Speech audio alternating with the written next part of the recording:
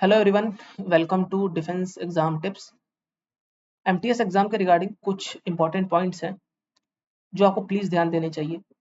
Please मैं इसलिए कह रहा हूँ क्योंकि आपके लिए ये एग्ज़ाम कितना इंपॉर्टेंट है, कितना रेलेवेंट एग्ज़ाम है और कितना कुछ दांव पर लगा हुआ है, ये केवल आप जानते हैं। तो प्लीज़ कुछ ऐसी चीज़ें हैं जो आप गलतियाँ ना ही करें, तो आपके लिए जीवन में अच्छा रहेगा इस एग्ज़ाम के रिगार्डिंग पर्टिकुलरली।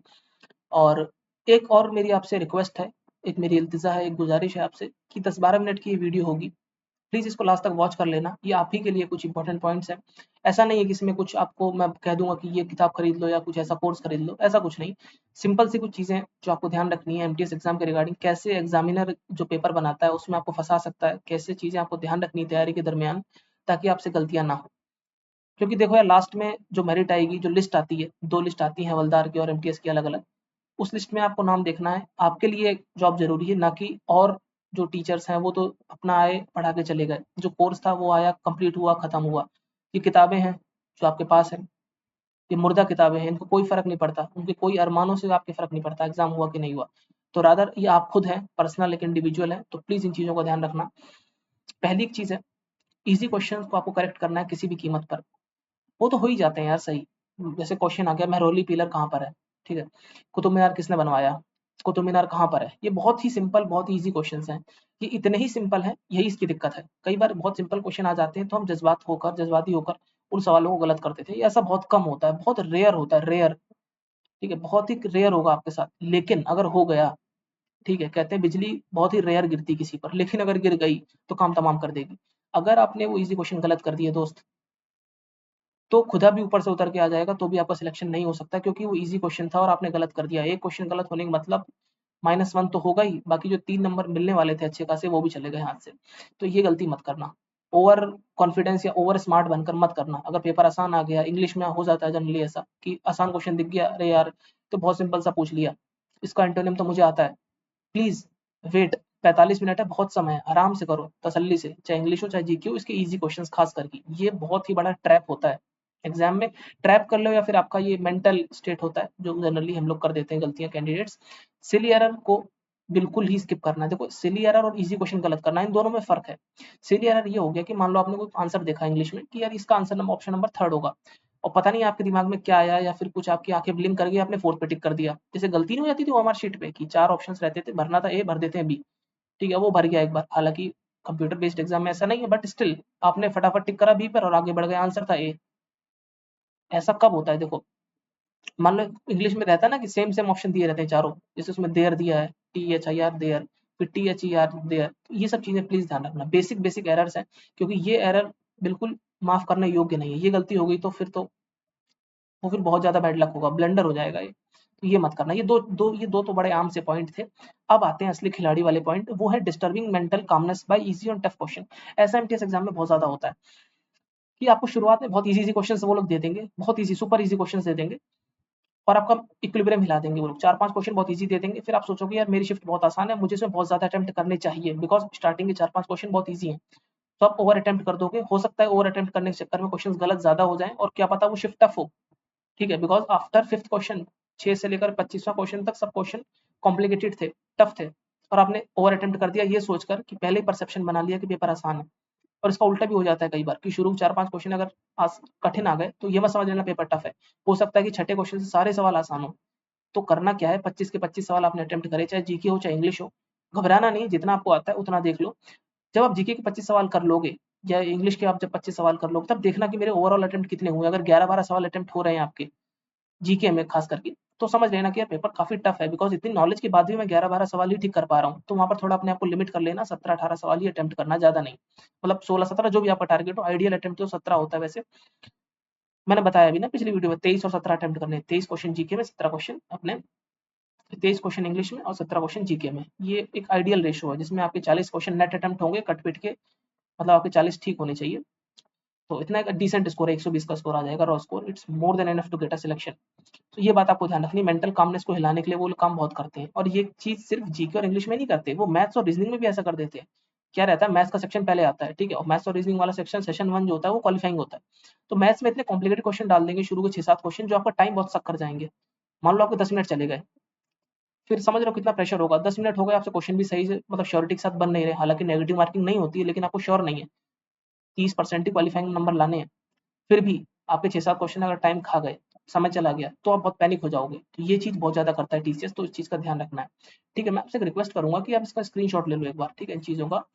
वेट, ये वीडियो के स्टार्टिंग में जाके जब मैंने खिचड़ी नहीं पकाई है, तब आप इसका अब स्क्रीनशॉट ले लो इसका और इसको नोट कर लेना इन बातों को। फोर्थ पॉइंट है, previous year paper and notes are much much important than random mocks. मैं हर हर दिन एक मॉक लगा रहा हूँ, मैं हर दिन 10 मॉक लगा रहा हूँ, इसका कोई भी रेलेवेंस नहीं है, इट्स अटर स्टुपिडिटी। कारण है उसका, देखो मॉक्स वगैरह लगाए जाते हैं सीजीएल एग्जाम में, उन एग्जाम्स में जहाँ समय की महत्वता है, यहाँ समय की कोई भी महत्वता नहीं है। 45 मिनट का समय इज मोर देन इनफ, ये दुगना समय दे दिया भाई, 20-25 मिनट के अंदर आराम से हो सकते हैं 50 क्वेश्चन ऐसे। जब आपको इफ और बट वाला क्वेश्चन होते हैं, या तो आपको इफ और वाले या तो आपको आते हैं या तो नहीं आते हैं, ठीक है, इधर और वाले या तो आपको आते हैं या तो नहीं आते। ठीक है, जीके में क्या होता है, क्वेश्चन आता है तो नहीं आता है। जीके बहुत ज्यादा स्पीड में करोगे, मतलब धीरे धीरे भी करोगे, 10-12 मिनट में कर लोगे, फिर भी आपके पास कम से कम आधे घंटे का समय बचा हुआ है सिर्फ इंग्लिश करने के लिए। सो समय यहाँ पर इतना मैटर नहीं करता है, मैटर करता है नॉलेज। इसीलिए मैंने यहाँ पर लिखा हुआ है कि प्रीवियस ईयर पेपर और notes they are much much important than random मॉक्स।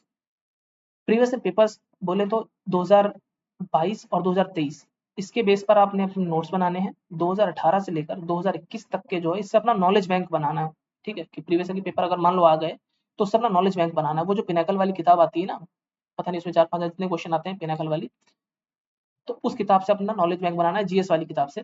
और 22-23 के पूरे पूरे आपको सेट लगाने हैं, जब से, क्योंकि 22 से ही पैटर्न बदला है, पूरे पूरे सेट लगा के आपको अपने नोट्स बनाने हैं। प्रीवियस ईयर फिर इनको रिवाइज करना है, प्रीवियस ईयर पेपर्स को और नोट्स को।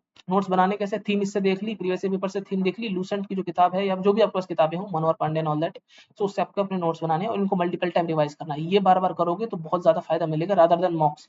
मॉक्स लगाने हैं, जब लास्ट में टाइम आएगा तब आराम से मॉक्स लगा लेंगे, 10-12-15-20 मॉक्स, बिकॉज टाइम का यहाँ कोई इशू नहीं है, रादर हमको चीजें रिकॉल करनी है।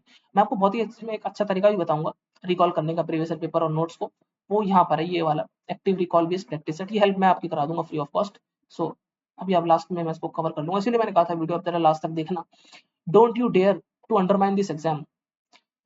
इस एग्जाम को अंडरमाइन मत करना यार, ये एमटीएस का एग्जाम है, 10th पास एग्जाम है, आप सभी को पता है बहुत टफ एग्जाम है, लोग सीजीएल निकाल लेते हैं, एमटीएस नहीं निकाल पाते हैं। तो इस एग्जाम को अंडरमाइन भी नहीं करना है और ओवर एस्टिमेट भी नहीं करना है। एग्जाम बहुत ही ज्यादा टफ है, टफ नहीं है यार, सिर्फ एक स्ट्रेटजी की जरूरत है, एक प्रॉपर स्ट्रेटजी। जैसे मैं आपको कंटिन्यूअसली वीडियो बना के बता रहा हूँ, एक ही स्ट्रेटजी में स्टिक हो गया हूँ बिल्कुल, वो है प्रीवियस ईयर पेपर्स को पकड़ो, उनसे थीम उठाओ, नोट्स बनाओ और रिवाइज करो। प्रीवियस ईयर पेपर भी रिवाइज करो, नोट्स भी रिवाइज करो, मल्टीपल टाइम करो, अपने टिप्स पर ले आओ बिल्कुल। क्वेश्चन आते ही आपको उसमें किसी भी कीमत पर गलत नहीं करना है, ना इजी क्वेश्चन गलत करना है, ना सिली मिस्टेक करनी है। ये बहुत ही आपको सुनने में बड़ी मजाक सी बात लग रही होगी यार, इस सबसे क्या फर्क पड़ेगा, इससे बेटर है मैं अपने जो लूसेंट किताब है उसको 10 बार 50 बार पढ़ लेता हूँ। ऐसा नहीं है, लूसेंट किताब बहुत बल्कि किताब है, उसको रिवाइज कर पाना इज नेक्स्ट टू इम्पॉसिबल। तो ये बात ध्यान रखनी है।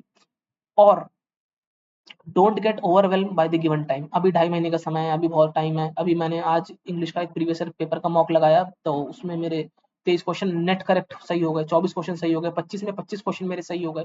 आज मैंने जीके का पेपर सॉल्व करा, उसमें मेरे 20 क्वेश्चन सही हो गए। Don't get overwhelm by this short success. मतलब एक कहावत है कि one swallow doesn't make the summer. तो एक में आपने कर लिया तो जरूरी नहीं कि आप बहुत बड़े धुरंधर हो गए, नहीं, ओवरवेल्म होना ही नहीं, बिल्कुल कामनेस मेंटेन करके, बिल्कुल ह्यूमिलिटी के साथ रहना है कि नहीं नहीं नहीं नहीं इतना वो नहीं है, बिल्कुल ठीक हो गया, ठीक है, उसके साथ बस वही कंटिन्यूटी, वही कामनेस मेंटेन करके रखनी है, ओवरवेल्म नहीं होना है, बस को ध्यान रखना है। Last but not the least point, truck loads of garbage.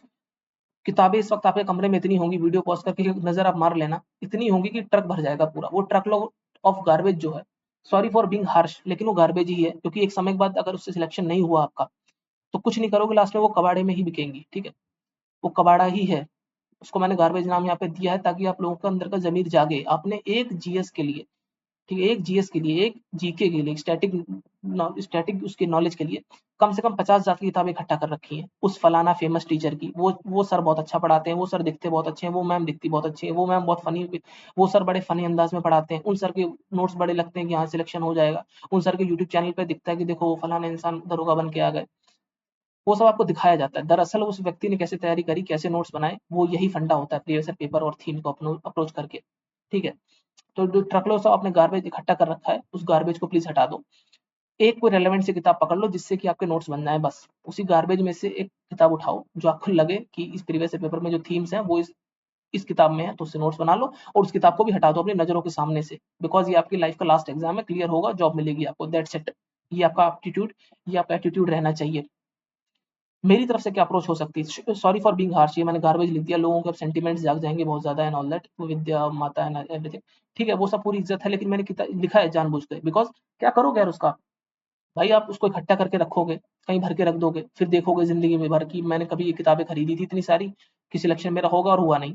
फिर आप दिल को बहलाओगे, देखो जन्नत की हकीकत आपको भी पता है दिल की गहराइयों में, ठीक है? दिल की गहराइयों में हकीकत पता है आपको।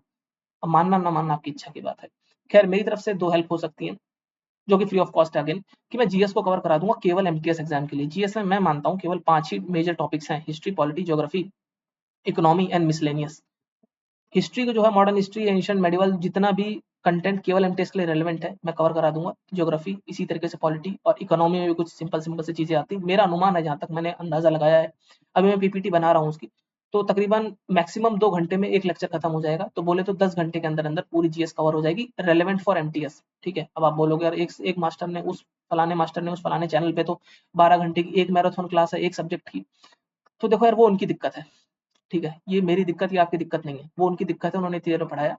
10 घंटे से भी कम समय में मैं आपको गारंटी देता हूँ जीएस पूरी कवर करा दूँगा एमटीएस की। उस एग्ज़ाम में अगर पेपर क्वेश्चन सॉल्व नहीं होगा आपसे, तो किसी से भी नहीं होगा, ये भी मैं आपको गारंटी देता हूँ। अनलेस एंड अनटिल वो कोई सिविल सर्विसेज़ वाला एस्पिरेंट ना आ जाए यूपीएससी का, ठीक है? वो एक अलग केस हो गया, क्योंकि उनको तो अलग ही लेवल पे जीएस की निटी-ग्रिटीज़ पता होती है, लेकिन उतना आता नहीं है। लोग करते क्या हैं दरअसल जीएस में, उनकी 10-12 घंटे की वीडियो बन जाती है। मैंने देखा है उनको, देखा है मैंने, एक्चुअली पढ़ाते क्या हैं। फॉर एग्ज़ाम्पल वो कुछ भी पढ़ा रहे हैं, नॉन कॉर्पोरेशन खिलाफत मूवमेंट पढ़ा रहे हैं। उसमें चौरी-चौरा हो गया, कुछ ऐसी घटना घट गई, या फिर मतलब गांधी जी जेल चले गए, पूना पैक्ट हो गया, तो उसकी वो ना इतिहास बताने लग जाएँगे, फिर बता देंगे गांधी जी कितने महान थे, अम्बेडकर ने क्या-क्या करा, क्या-क्या नहीं करा। अरे! आप कहानी क्यों बता रहे हो? फैक्ट बताओ, उस मुद्दे को उसी मोमेंट में खत्म करो, कुछ सेकंडों की बात है, उसको मिनट में मत खींचो। Please don't do this. Hit the bulls I, direct मुद्दे पर आओ, झाड़ी के आस-पास मत भटको। जिसे कहते हैं ना बीटिंग अराउंड द बुश, वो ज़्यादा काम करते हैं लोग 12 घंटे में। चमकाने के लिए देखो मास्टर को कितनी ज़्यादा नॉलेज है। अरे! नॉलेज होगी ठीक है यार, हर किसी को नॉलेज होती है। रेलेवेंट स्टफ बताना है, ठीक है? मैं यहाँ पे ज़िंदगी का ज्ञान देने नहीं बैठूँगा। मुझे जो रेलेवेंट स्टफ बताना था एमटीएस एग्ज़ाम के रिगार्डिंग, वो मैं यहाँ पर बता रहा हूँ। तो ये चीज़ ध्यान रखनी है, किस लिए वो 12 घंटे होते हैं। Active recall based practice set, अगर आप लोग मेरे चैनल पर पहले से हो, कभी आपने देखा हो, तो देख सकते हो पहली वीडियो, नेवी एमआर एग्ज़ाम की मैं तैयारी कराता था, तो इसमें मॉक टेस्ट सॉल्व कराता था। गूगल फॉर्म की मदद से मैं क्विज़ क्रिएट करता था, जिसमें होता ये था कि मैं जो रिकॉल करा रहा था क्वेश्चन्स को, जो मल्टीपल टाइम मैंने रट्टा लगवा देता था कैंडिडेट्स को, रट्टा लगाना पड़ेगा, शब्द बुरा है लेकिन करना पड़ेगा। तो वही एक्टिव रिकॉल करेंगे। एक्टिव रिकॉल दरअसल होता क्या है, बचपन में हम लोग क्या करते थे कि ऐसे क्वेश्चन लिखा रहता था, ठीक है? इसके नीचे आंसर रहता था, तो आंसर को हम लोग ढक लेते थे हाथ से, क्वेश्चन को पढ़ते थे, फिर आंसर को अपने मन-मन में बोलते थे। इसी को कहते हैं एक्टिव रिकॉल, इसका फैंसी नाम है, ठीक है? अब नया-नया जैसे पोमोडोरो टेक्निक, पता नहीं क्या-क्या फैंसी-फैंसी सा आता है, वो होती चीज़ें सब यही हैं। अपना देसी अंदाज़ में कहा जाए तो चीज़ क्वेश्चन को पढ़ना, अपने दिमाग में रिकॉल करना, अगर नहीं आता है तो उस पर्टिकुलर चीज़ को रिवाइज़ करना बस। ये नहीं पूरी कहानी रिवाइज़ कर रहे हो, पूरी कथा नहीं रिवाइज़ करनी है।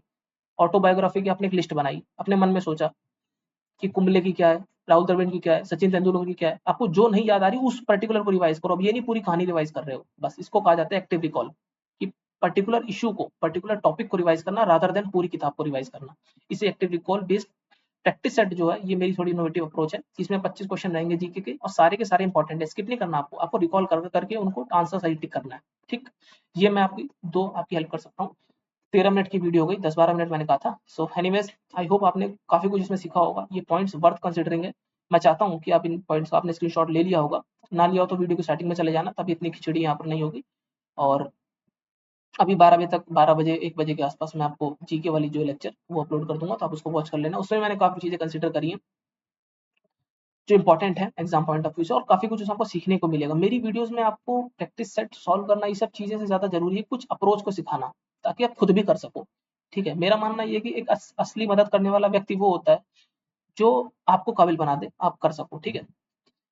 खुद से कर सको कोई चीज़ को, ठीक है? तैरना आप खुद सीख जाओ रादर देन आपकी उँगली पकड़ के तैराया जा रहा है, तैराया जा रहा है। अरे उसको खुद तो करने दो, ठीक है? बस इतना ही रखूँगा, वरना बहुत ज़्यादा ज्ञान हो जाएगा। और इन पॉइंट्स को ध्यान रखना। कोई डाउट हो तो आप कमेंट बॉक्स में बेझिझक कमेंट कर सकते हो। आप कमेंट करने से बिल्कुल घबराना मत। किसी ने कमेंट करेगा तो मैं यही समझूँगा कि उसने वीडियो को लास्ट तक देखा है, ठीक है? ये आपका प्रूफ हो जाएगा कि आपने वीडियो को लास्ट तक देखा है, तो प्लीज़ कमेंट कर देना और लाइक इस वीडियो को कर दो। बाकी मिलते हैं अगली वीडियो में, तब तक के लिए गुड बाय। जय हिंद।